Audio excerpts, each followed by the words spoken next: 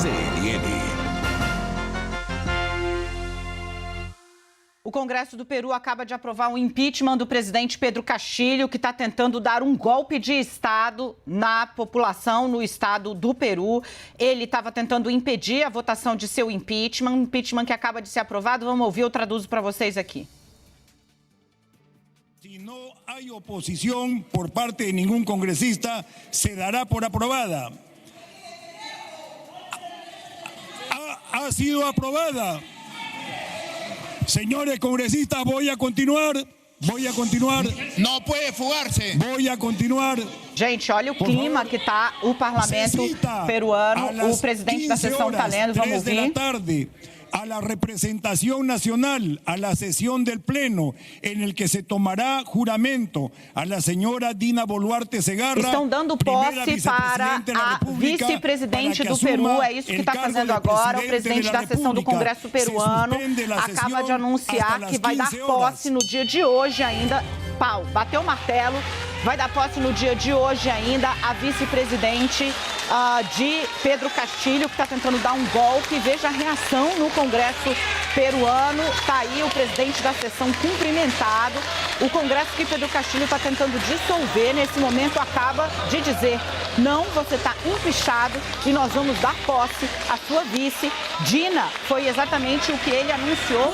Lorival Santana, que queda de braço. Agora, aquele momento, né? Toda vez que há esse tipo de risco institucional, a gente tenta entender para onde vai a força armada, o braço do Exército e o braço das polícias, né? Que nesse momento vem o Congresso e o Judiciário de um lado, dando posse à vice-presidente, fechando o caixão institucional, digamos assim, do mandato de Castillo. Foi empichado, não reconhece o impeachment e tenta fechar o Congresso Nacional. Agora é acompanhar para onde vão as armas. E detalhe, né? A gente disse para vocês aqui que a vice estava apontando a questão, o gesto de Castillo como golpe de Estado, porque via a possibilidade de assumir o mandato concretizada agora, já em sequência da aprovação do impeachment de Pedro Castillo. Lorival Santana. Dina Boluarte, que foi eleita deputada pelo Partido Peru Livre, o partido do presidente Pedro Castillo,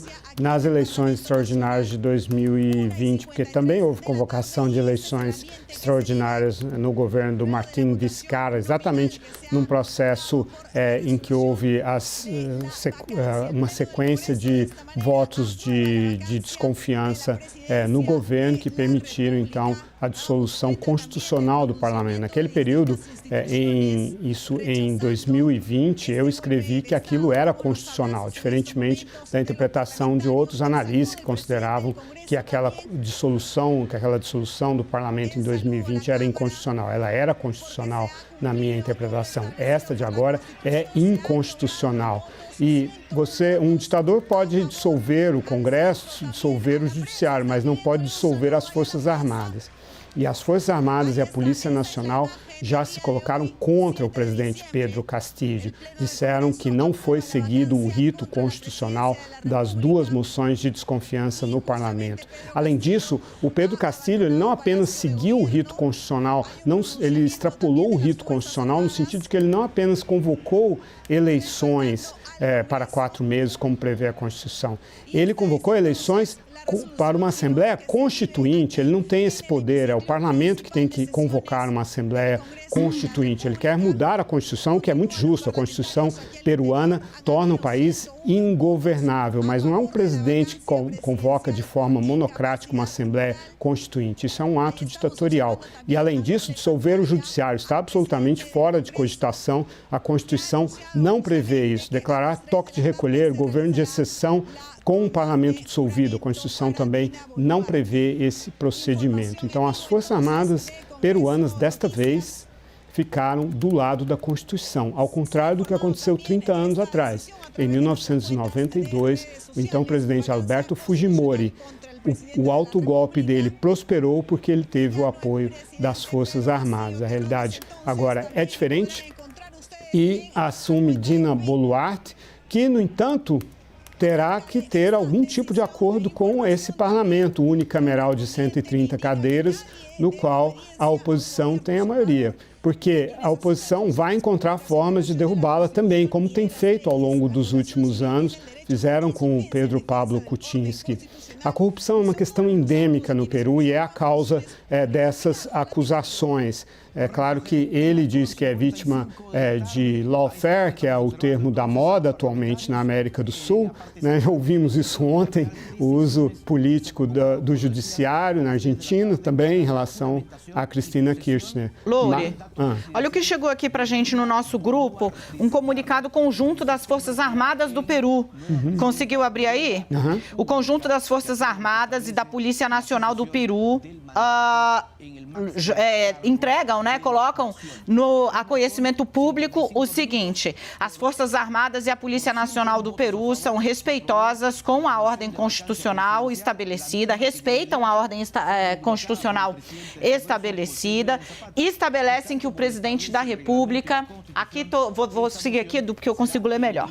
As Forças Armadas e a Polícia Nacional do Peru respeitam a ordem constitucional estabelecida.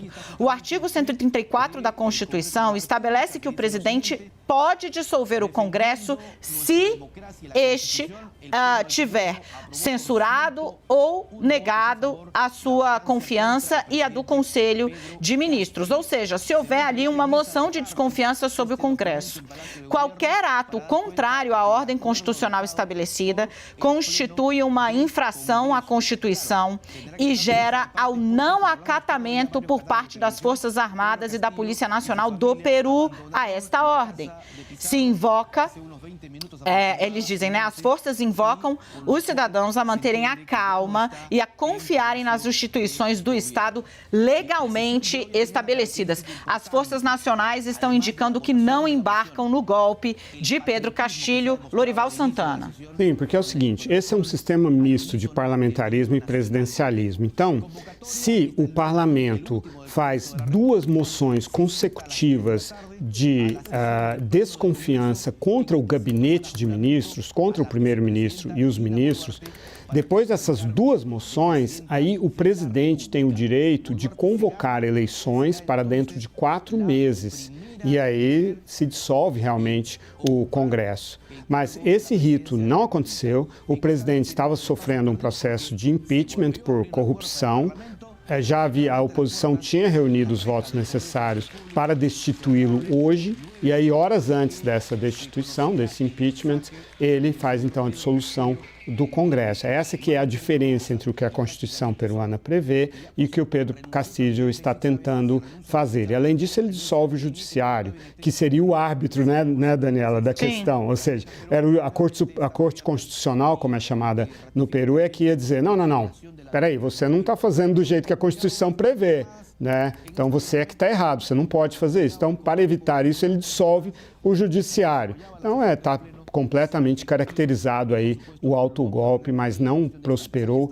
Ainda há uma preocupação, Daniela, porque o Pedro Castillo pertence a correntes de esquerda que têm um forte poder de mobilização sobre os candidatos, sobre os sindicatos dos mineiros, que são muito importantes no Peru, e os camponeses, que têm uma forte raiz indígena também. Nós estamos vendo aí essas bandeiras coloridas, elas representam movimentos de camponeses indígenas. E eles, eu já vi eles tomando Lima, eles têm essa capacidade, têm uma forte poder de mobilização. As pessoas que estão aí, muitas delas vieram do interior do país e estão ocupando a capital. Então, pode ser que essas forças de choque da Polícia Nacional que nós estamos vendo tenham de entrar em ação e aí realmente a situação vai se complicar.